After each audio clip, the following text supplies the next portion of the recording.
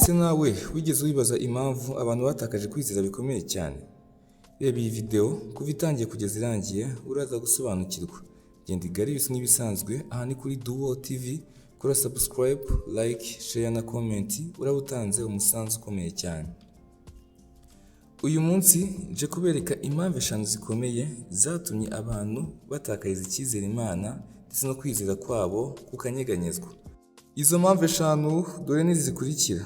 Iya mbere, ububabare n'ibigeragezo byinshi. Iya kabiri, amakosa y'abayobozi b'amadini. Iya gatatu, isi yuzuye ikoranabuhanga, aha turavuga internet, AI ndetse na social media. Iya kane, gusenga ntibigire igisubizo bitanga. Iya gatanu, kwigishwa nabi cyangwa kutamenya Imana neza. Izo mpamvu 5 rero tugiye gusobanura imwe kuri imwe, ingingo ku yindi, ntujye kure kugira ngo usobanukirwe.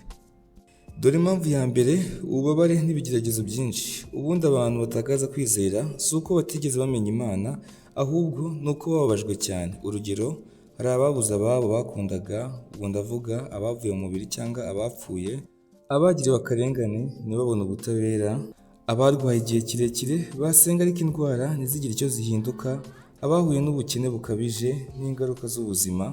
Aha usanga ikibazo cyo gutakaza kwizera ariho gitangirira.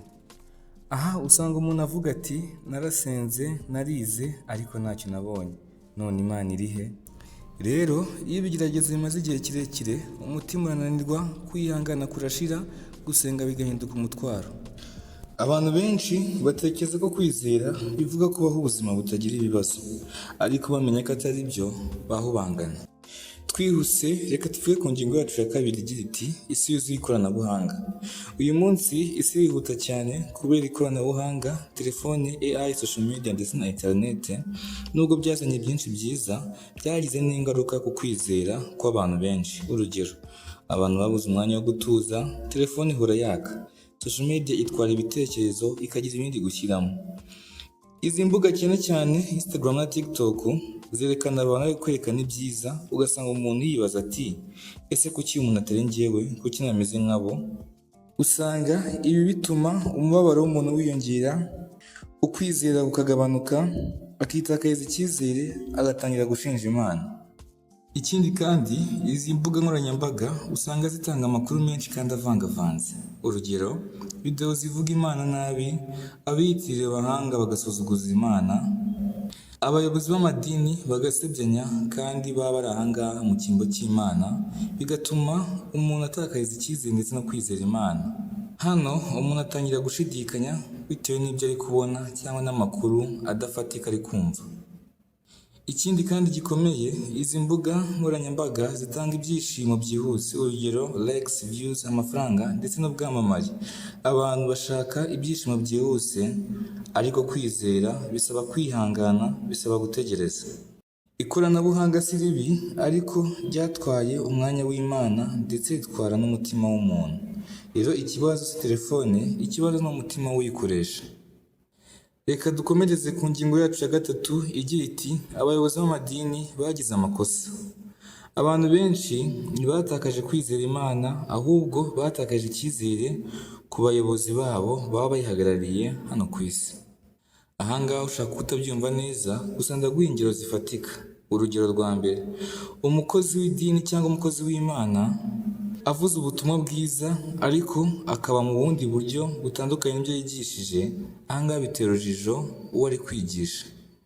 Urundi rugero, iyo asaba abantu kwizera no kwitanga ariko we akagaragaza umururumba, ibi byangiza kwizera kw'abantu.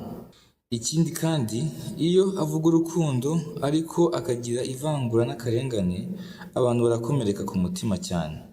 Nanone kandi, iyo akoresha idini mu nyungu ze bwite, akeneye amafaranga, icyubahiro cyangwa ubutegetsi, hano kwizera bihinduka business. Nanone kandi hari ikindi kintu gikomeye, iyo ababaza abantu cyangwa agakomeretsa imitima y'abantu yitwaje izina ry'Imana, amagambo akomeretsa, ibyemezo bitagira urukundo, aha naho aba ari kwangiza ndetse no gukomeretsa umutima w'umwizerwa. Ibi ngibi iyo bikomeje kuba, usanga umutima w'umuntu utangiye kugira isoni zo gusenga, atangira kwitandukanya n'itorero, yarangiza agatekereza ko Imana ubwayo ari ifite ikibazo. Hari ikosa rikomeye cyane abantu dukunda gukora, kwegeranya iby'Imana n'abantu, kandi haranditse ngo ibya Kayizari bihabwe Kayizari n'iby'Imana mubiharire Imana. Reka dukomeze ku ngingo yacu ya kane igira iti gusenga ntibigire icyo bitanga. Abantu benshi basenga bafite icyizere cy'uko igisubizo kiza vuba. Iyo kitaje uko yabyiteze, umutima ucika intege, aho usanga umuntu avuga ati narasenze, nagiye mu rusengero, namenye Imana ariko nta cyahindutse. Dore impamvu rero ibi ngibi bitera umutima gucika intege. Abantu benshi batekereza ko gusenga ari nka foromire isanzwe. Nsenge mbone igisubizo, nsaba Imana impa ibyo nashakaga, ariko Imana ikora mu gihe cya nyacyo. Ntabwo Imana igirana imishyikirano natwe ibyo tuyigomba kugira ngo natwe iduhe ibyo tuyigomba. Imana ikora mu gihe cya nyacyo. Abantu usanga twibanda ku gisubizo cyane kurusha gukiranukira Imana. Abantu twibanda ku bisubizo, nyamara Imana yo ikibanda ku mubano dufitanye nayo. Abantu dutinda mu nzira cyangwa dusanga dusenga amasengesho yiganjemo gusaba ibisubizo cyane kurusha kugirana umubano mwiza n'Imana. Kandi Imana yo ishaka umubano mbere ya byose, mbere yo kugira ikindi bisaba. Nugira umubano mwiza n'Imana, ibyo uzasaba nta kabuza bizaza. Irindi kosa rikomeye ni uko dukunda kugiranya ibisubizo byacu n'iby'abandi. Usanga umuntu avuga ati uriya we yarasenze arakira, naho njye ndacyarwaye. Bikamutera umutima mubi, bikamutera ishyari, bikamutera kwifuza. Ukigira uwo mutima n'ibyo bitekerezo, ntabwo amasengesho yawe aricyo yakumarira, kuko bavuga ko umutima mwiza ni umutima udafite ikibi cyose, ubwo n'iryo shyari ni ikintu cyose gituma umutima wirabura, kandi umutima mwiza uboneye niho umwuka wera atura. Iyo icyo kibazo gikomeje, usanga ibyiyumviro biza nyuma ari ukurambirwa gusenga, kumva gusenga ari imvune, kwibaza niba Imana icyumva amasengesho yawe. Aha rero niho usanga abantu benshi bakomeje gutakariza kwizera kwabo. Reka dukomeze ku ngingo yacu ya gatanu, ariyo nayo ya nyuma itugeze ku musozo, kwigishwa nabi cyangwa kutamenya Imana. Abantu benshi ntibatakaje kwizera Imana kuko bayimenye neza, oya, ahubwo bayitayeho umwanya munini mu nyigisho zitari zo. Hano iyo umuntu yigishijwe yuko Imana ari iyo kwihanira gusa, Imana itegereje kuguhanira amakosa yawe, Imana itumva kandi ititaye ku marira yawe, aha umutima w'umuntu wuzura ubwoba aho kuzura urukundo. Dore ko kwigisha nabi bigira ingaruka. N'iyo umwigisha yigisha ku mategeko y'Imana cyane kurusha kwigisha ku rukundo, umutima w'uwo yigisha ugira ubwoba, ukicira imanza. Kandi umutima w'umuntu ugomba kuzura urukundo kugira ngo agire uko yisanisha n'Imana. Irindi kosa, aho usanga umunyamadini yigisha Imana itandukanye n'imibereho yacu ya buri munsi. Ubundi Imana ntabwo iri kure yacu mu buzima bwa buri munsi tunyuramo. Buri cyo dukoze cyose Imana iba iri hafi yacu. Ariko iyo umunyamadini cyangwa umukozi w'Imana ari kwigisha ibitandukanye n'ubuzima turi kunyuramo, ahangaha umutima w'umuntu ntawe ukomeza kumwereka Imana mu byo arimo.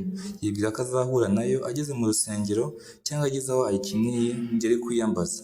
Kandi ubundi Imana buri gikorwa dukoze cyose niba iri kure yacu.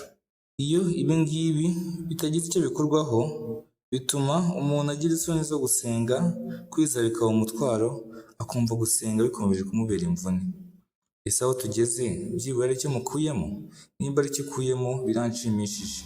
Kanda subscribe kugira ngo ukomeze wiyandikishe ku murongo wacu, inkuru nziza n'ibyegeranyo byiza bikugezeho mu gihe kandi mu buryo bwihuse. Ndi Garius nk'ibisanzwe, aha turi ni kuri Duo TV, tubonane mu zindi nkuru zacu. Ciao.